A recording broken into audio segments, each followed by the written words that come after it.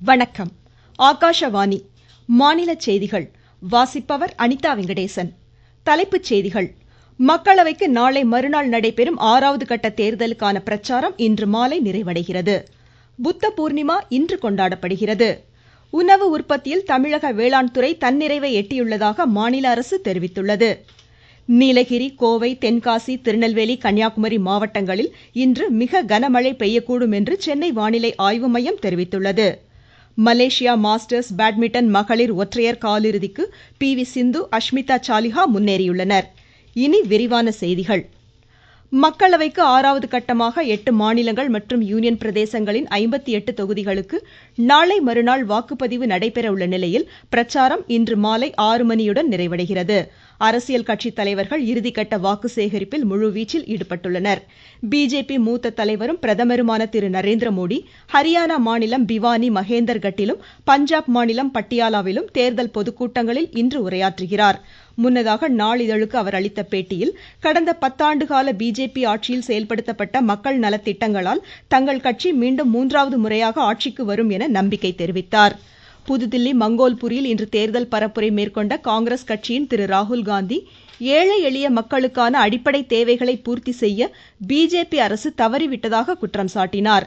புதுதில்லியில் மொத்தமுள்ள 7 மக்களவை தொகுதிகளுக்கும் நாளை மறுநாள் வாக்குப்பதிவு நடைபெறுவதையொட்டி பிஜேபியின் மூத்த தலைவர்கள் திரு ராஜ்நாத் சிங், திரு பியூஷ் கோயல் உள்ளிட்டோரும் ஆம் ஆத்மி கட்சி தலைவர்களும் இறுதிக்கட்ட வாக்கு சேகரிப்பில் ஈடுபட்டு வருகின்றனர். இத்துடன் ஒடிஷா மாநிலத்தில் 3ஆம் கட்டமாக 42 சட்டப்பேரவை தொகுதிகளுக்கான வாக்குப்பதிவும் நாளை மறுநாள் நடைபெறுகிறது. மக்களவைக்கு 7வது இறுதிக்கட்ட தேர்தல் வரும் 1ஆம் தேதி நடைபெற உள்ளது. 7 கட்ட மக்களவை தேர்தல் வாக்குகள் வரும் 4ஆம் தேதி எண்ணப்படுகின்றன. ஒடிஷா, ஆந்திர பிரதேச மாநில சட்டப்பேரவை தேர்தல் வாக்கு எண்ணிக்கையும் அன்றைய தினம் நடைபெறும். அருணாச்சல பிரதேசம், சிக்கிம் மாநில சட்டப்பேரவை தேர்தல்களில் பதிவான வாக்குகள் வரும் 2ஆம் தேதி எண்ணப்பட உள்ளன. புத்தரின் 2568வது ஆண்டு பிறந்த தினம் புத்த பூர்ணிமாவாக இன்று கொண்டாடப்படுகிறது. இந்நாளையொட்டி குடியரசுத் தலைவர் திருமதி திரௌபதி முர்மு, குடியரசு துணைத் தலைவர் திரு ஜெகதீப் தன்கர், பிரதமர் திரு நரேந்திர மோடி உள்ளிட்டோர் மக்களுக்கு வாழ்த்து தெரிவித்துள்ளனர். இத்தினத்தை முன்னிட்டு பீகார் மாநிலம் புத்தகயா போதி மரத்தடியில் உலக அமைதி வேண்டி சிறப்பு பிரார்த்தனைகள் நடைபெறுவதுடன் பல்வேறு நிகழ்ச்சிகளுக்கும் ஏற்பாடுகள் செய்யப்பட்டுள்ளன. நாடு முழுவதிலுமிருந்தும் பக்தர்கள் அங்கு குவிந்துள்ளனர்.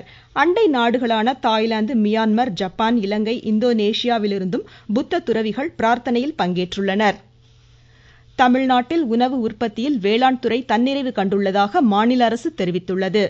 இன்று வெளியிட்டுள்ள அறிக்கையில் தமிழ்நாடு நாட்டிலேயே முன்னணி மாநிலமாக திகழ்வதோடு அண்டை மாநிலங்களுக்கும் உணவுப் பொருட்களை வழங்கி வருவதாக தெரிவிக்கப்பட்டுள்ளது.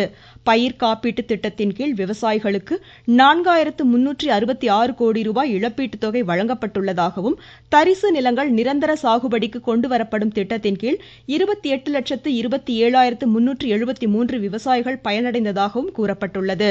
தமிழ்நாடு வேளாண் பல்கலைக்கழகம் 2022ஆம் ஆண்டில் திண்டுக்கல் மாவட்ட நிர்வாகத்துடன் இணைந்து ஒரே இடத்தில் 4 மணி நேரத்தில் 6,03,000 மரக்கன்றுகளை நட்டதற்காக எலைட் உலக சாதனை புத்தகத்தில் இடம்பெற்றது சுட்டிக்காட்டப்பட்டுள்ளது. திருச்சி, திருநெல்வேலி, நாகை, ஈரோடு, திருப்பூர் மாவட்டங்களில் 13 கோடியே 40 லட்சம் ரூபாய் செலவில் விதைச்சான்று மற்றும் அங்ககச் சான்று வளாகம் ஏற்படுத்தப்பட்டுள்ளதும் இந்த அறிக்கையில் குறிப்பிடப்பட்டுள்ளது.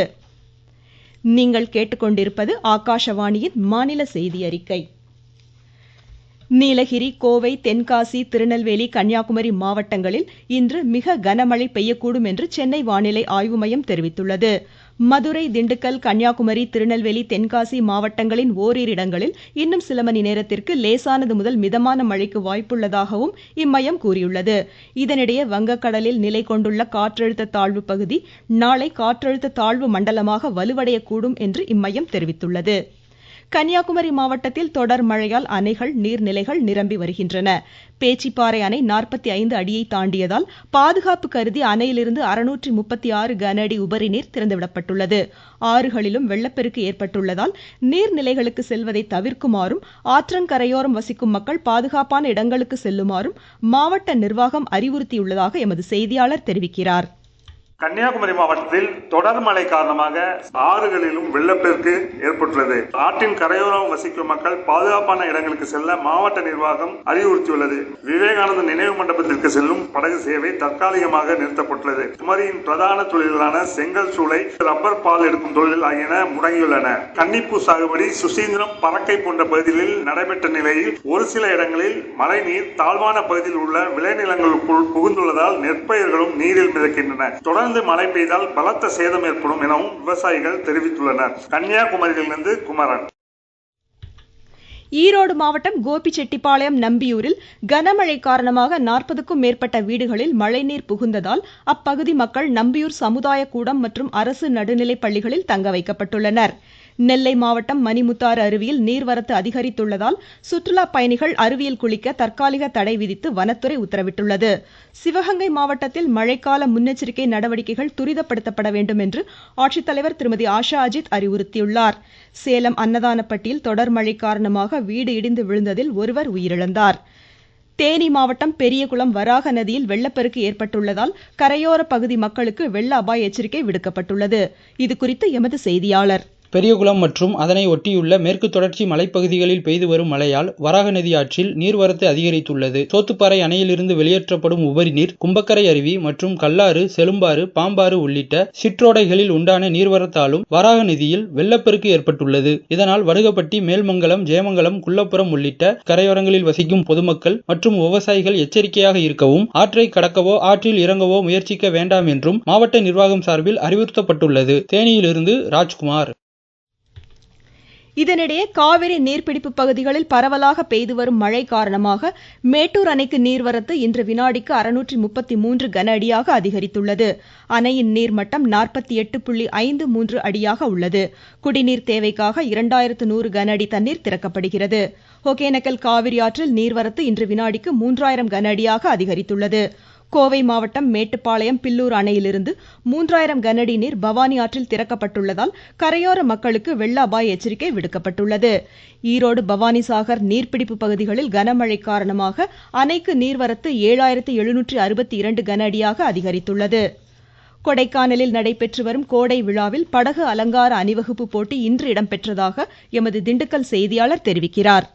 திண்டுக்கல் மாவட்டத்தில் அமைந்துள்ள கொடைக்கானல் கோடை விழாவில் ஒவ்வொரு நாளும் கலை நிகழ்ச்சிகள் மற்றும் பல்வேறு போட்டிகளும் நடைபெற்று வருகிறது. அதன் ஒரு பகுதியாக கொடைக்கானல் நட்சத்திர ஏரியில் பல்வேறு அரசு துறைகள் சார்பாக படகு அலங்கார அணிவகுப்பு போட்டியானது நடைபெற்றது. இதில் ஊரக வளர்ச்சி, உள்ளாட்சித்துறை, தோட்டக்கலைத்துறை, சுற்றுலாத்துறை, மீன்வளத்துறை ஆகிய 4 துறைகளின் செயல்பாடுகளை விளக்கும் விதமாக படகில் அலங்காரங்கள் செய்யப்பட்டிருந்தது. கொடைக்கானலிருந்து ராஜசேகரன், சுப்பிரமணிய பாரதி.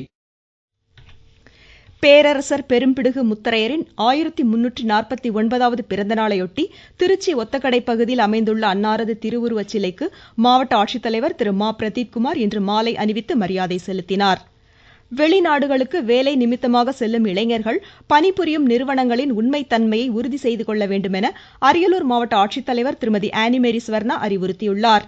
விருதுநகர் மாவட்டம் சிவகாசி அருகே தடை செய்யப்பட்ட சரவெடி ஏற்றி வந்த சரக்கு வாகனம் பறிமுதல் செய்யப்பட்டு குடோனுக்கு சீல் வைக்கப்பட்டது. மயிலாடுதுறை நகராட்சிக்குட்பட்ட பகுதிகளில் உரிய அனுமதியின்றி விளம்பர பேனர்கள் வைப்போர் மீது உரிய நடவடிக்கை எடுக்கப்படும் என்று நகராட்சி அதிகாரிகள் எச்சரித்துள்ளனர். சேலம் ஏற்காட்டில் நடைபெறும் 47வது கோடை விழாவையொட்டி சுற்றுலா பயணிகளுக்கு பிளாஸ்டிக் பைகளுக்கு பதிலாக மஞ்சப்பைகளை வழங்கும் தானியங்கி இயந்திரங்கள் மலையடிவாரத்தில் வைக்கப்பட்டுள்ளன. உதகை தொட்டபெட்டா மலைச்சிகரத்திற்கு செல்ல சுற்றுலா பயணிகளுக்கு இன்று முதல் அனுமதி வழங்கப்பட்டுள்ளதாக எமது செய்தியாளர் தெரிவிக்கிறார். திருவண்ணாமலை நகராட்சியில் செயற்கை முறையில் பழுக்க வைக்கப்பட்ட தலா 500 கிலோ மாம்பழம் மற்றும் வாழைப்பழங்களை உணவு பாதுகாப்புத்துறை அதிகாரிகள் இன்று பறிமுதல் செய்தனர். கோலாலம்பூரில் நடைபெறும் மலேசியா மாஸ்டர்ஸ் பேட்மிண்டன் மகளிர் ஒற்றையர் காலிறுதிக்கு PV சிந்து, அஷ்மிதா சாலிஹா முன்னேறியுள்ளனர். இன்று நடைபெற்ற காலிறுதிக்கு முந்தைய சுற்று ஆட்டங்களில் PV சிந்து தென்கொரியாவின் யூ ஜின் சிம்மை 21-13, 12-21, 21-14 என்ற செட் கணக்கிலும், அஷ்மிதா அமெரிக்காவின் பெய்வின் ஜாங்கை 21-19, 16-21, 21-12 என்ற செட் கணக்கிலும் வென்றனர். ஜப்பான் கோபில் நடைபெறும் உலக பேரா தடகள சாம்பியன் பட்ட போட்டியின் ஆடவர் குண்டு எறிதல் பிரிவில் இந்தியாவின் சச்சின் கிலாரி தங்கப்பதக்கம் வென்றுள்ளார். IPL 2020 கிரிக்கெட் போட்டியில் சென்னையில் நாளை நடைபெறும் 2வது தகுதிச்சுற்று ஆட்டத்தில் ராஜஸ்தான் ராயல்ஸ் சன்ரைசர்ஸ் ஹைதராபாத்தை எதிர்கொள்கிறது. மீண்டும் தலைப்புச் செய்திகள். மக்களவைக்கு நாளை மறுநாள் நடைபெறும் 6வது கட்ட தேர்தலுக்கான பிரச்சாரம் இன்று மாலை நிறைவடைகிறது. புத்த பூர்ணிமா இன்று கொண்டாடப்படுகிறது. உணவு உற்பத்தியில் தமிழக வேளாண் துறை தன்னிறைவை எட்டியுள்ளதாக மாநில அரசு தெரிவித்துள்ளது. நீலகிரி, கோவை, தென்காசி, திருநெல்வேலி, கன்னியாகுமரி மாவட்டங்களில் இன்று மிக கனமழை பெய்யக்கூடும் என்று சென்னை வானிலை ஆய்வு மையம் தெரிவித்துள்ளது. மலேசியா மாஸ்டர்ஸ் பேட்மிண்டன் மகளிர் ஒற்றையர் காலிறுதிக்கு PV சிந்து, அஷ்மிதா சாலிஹா முன்னேறியுள்ளனர். இத்துடன் இந்த செய்தி அறிக்கை முடிவடைந்தது.